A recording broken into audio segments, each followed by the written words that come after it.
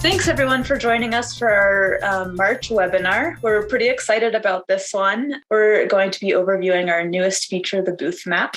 This enhancement has been like a pretty long time coming for us. Ever since I started working here, people have been requesting this. So we're excited that we can finally launch this new feature for you guys.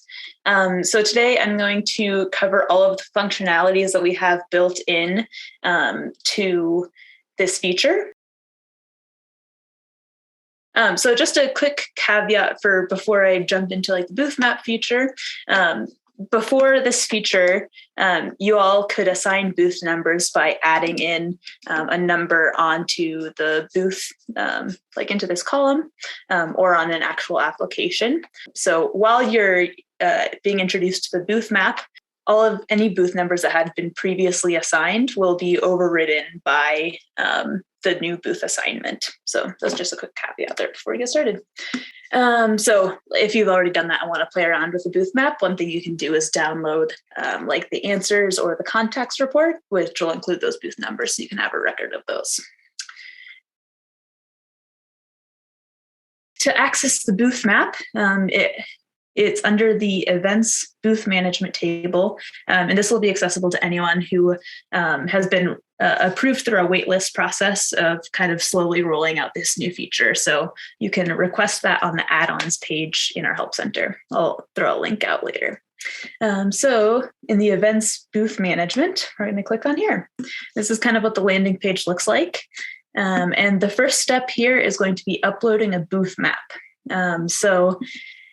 Yeah, the requirements here on this page, it has to be a JPEG, TIFF, or PNG file, and it cannot be any larger than 10 megabytes. So keep those in mind as you're kind of preparing to use this feature. So then you click this upload booth map button, and then you can find your booth map.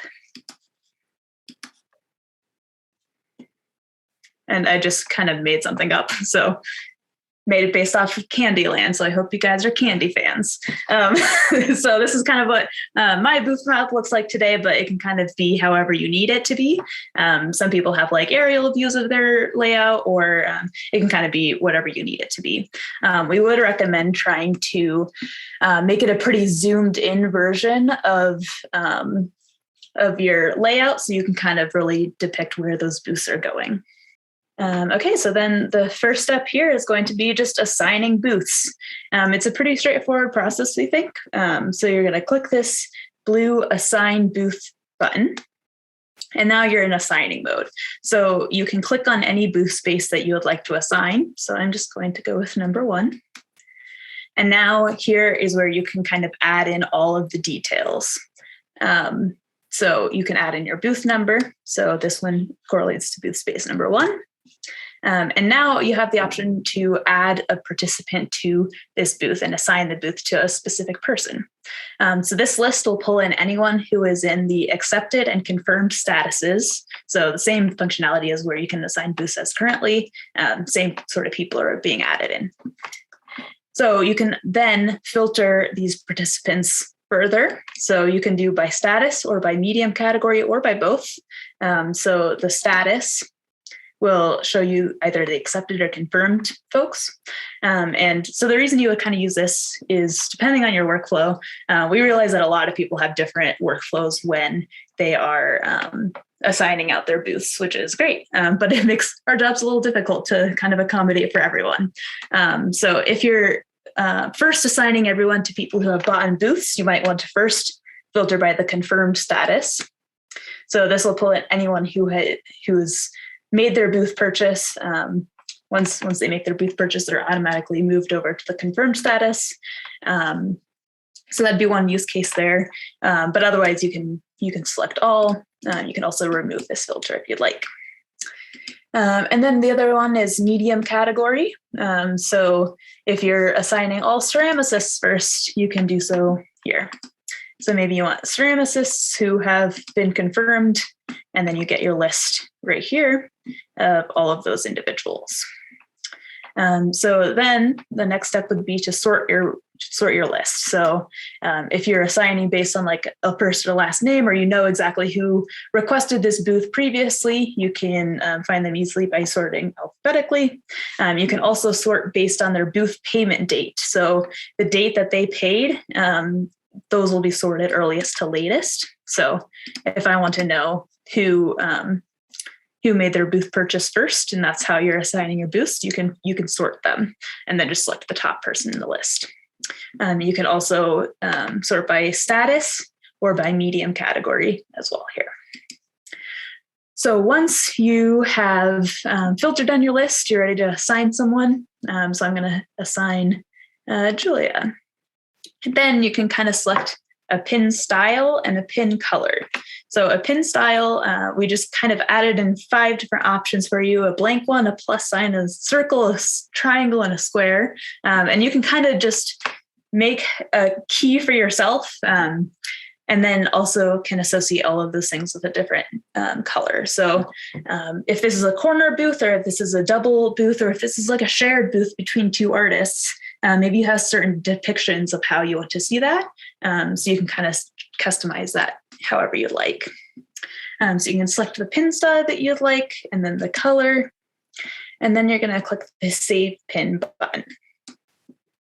And now this pin will appear on the map exactly where I placed it. If you click on this pin, you can see the details of who it is, their medium category, their booth number, and you can jump right over to their application too. So if you want to review that, you can do so. And you'll see here that the booth was also assigned in this section too. So it's really attached to that artist, which is nice. You can also from this page edit this. So if you're like, oh no, Julia was not supposed to get this booth, you can click edit and you're back to this page. So, or it's supposed to be a circle because she's a ceramicist. Great. You can update that there and click the save button again. So I'm just going to quickly assign a couple of more just so I have some fun things on here. Okay, so a question. Can we see what they paid for like two booths or like a corner booth? So one thing that we recommend is to first, before you're kind of assigning your booths, to download a report that has that information. So then you can use those side by side to identify like, oh, Julia made this purchase on like this date, and she made like a corner booth. So then you can kind of have your list of corner booths to sort through and then sort from there to add them to the actual booth map. Is there a way to keep booth assignments private until you're ready to let artists know? Yes, there is. So I'll go show you that page here in a little bit. That's within your event editor on your event information page. There's a hide booth, like a hide booth numbers to artists option. You can activate or disable that.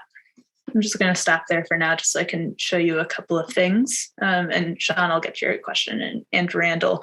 So Randall, this would be an addition to an Excel spreadsheet. So it's kind of like actually making your display of your booth map, and then you can use that in conjunction with other materials that you might need based on your own process.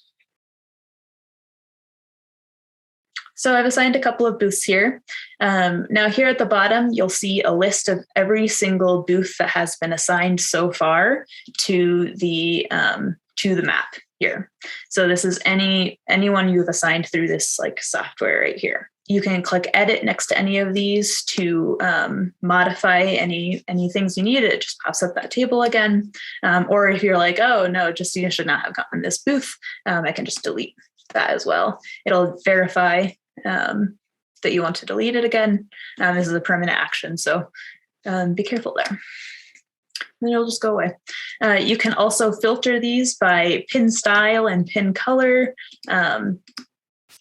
So if I only want to see people with purple pins, it'll just pull up anyone with those kind of pins. Or you can also sort and filter, again, by the same sorts that you had earlier in the modal. The next thing here that you can do is once you've kind of finalized your booth map, you can actually make a public URL that's displayable to participants. So if you click this checkbox, you're all done. You've filled in the entire landscape. you're done. You can select this box. Then there'll be a public booth map view. If I click on this little link,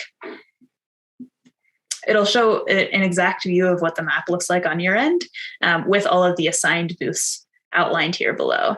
Then they'll be able to also filter and sort, and someone will be able to use this to like find someone who's at your festival in a public way.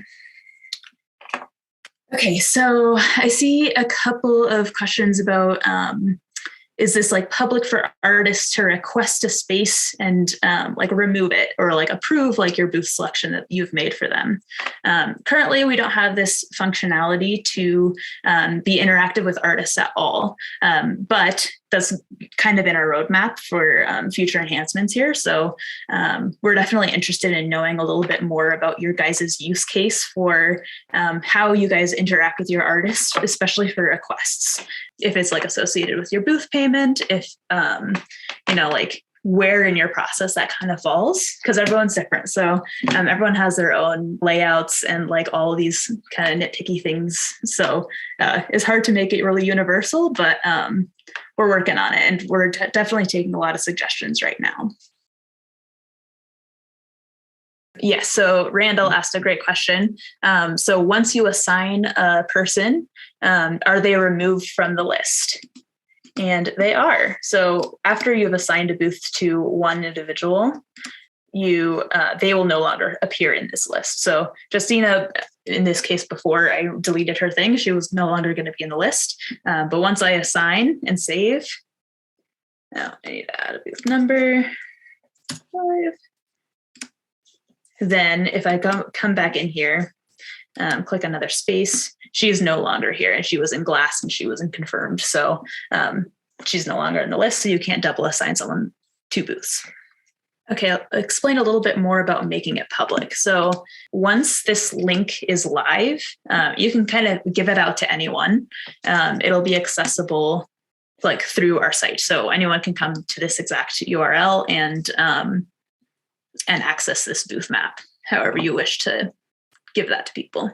Hillary, great question. Can you create a legend for the different pins that show up on the map? So like a single, double, and booth. That's a great suggestion. We don't have that option currently, but you could create like if you like do it ahead of time, you could kind of build that into your map layout. So you kind of have like a legend there. That could be a good thing to add though. We'll add it to our list. Can it be embedded on social media? I'm not sure about the embeddableness of that page. It might be possible. I don't know that we've tested that though. So if we wanted to, is it possible on this booth map to assign non-ZAPP people, like for example, like a sponsor booth? Could we embed that in here, or is this just for ZAPP applicants?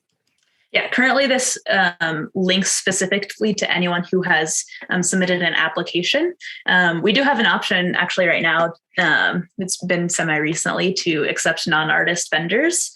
So you can start accepting those folks into your thing to then use them through this platform.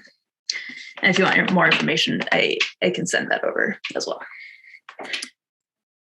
Can you have more than one photo for booth assignments? Currently, you can only upload one booth map. So you can play around with like integrating your maps into one image file. But since it's a pretty large size that we're allowing, that should be pretty possible. Another thing that we have found to be helpful is to use your browser to zoom in onto the map in case you have like a really small map. That makes it a little easier to like select exactly where a booth goes. How do I assign 2 booths to an artist?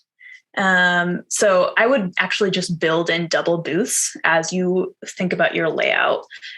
You could also, I think that's typically how I've seen it being done in the past and how we've kind of thought about that. So from my questions from when we were doing webinar sign up, some people are curious about when this is going to be available to everyone. in this spring, so right now until like April 30th, we're going to accept about 50 people to roll this out to initially.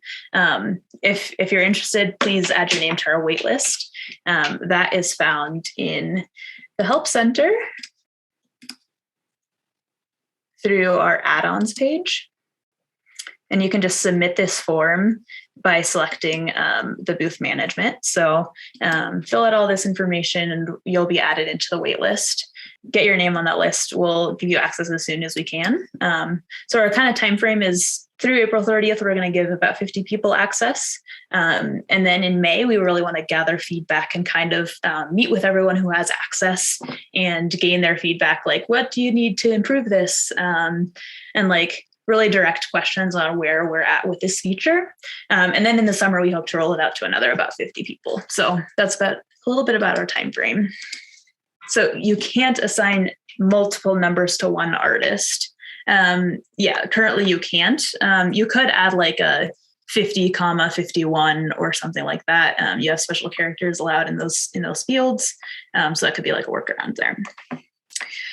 And Meredith, is there a maximum number of booths we can assign? There's no max. You can feel free to go crazy. So that's all we have for you today. Thank you so much for joining us. Have a great rest of your Thursdays.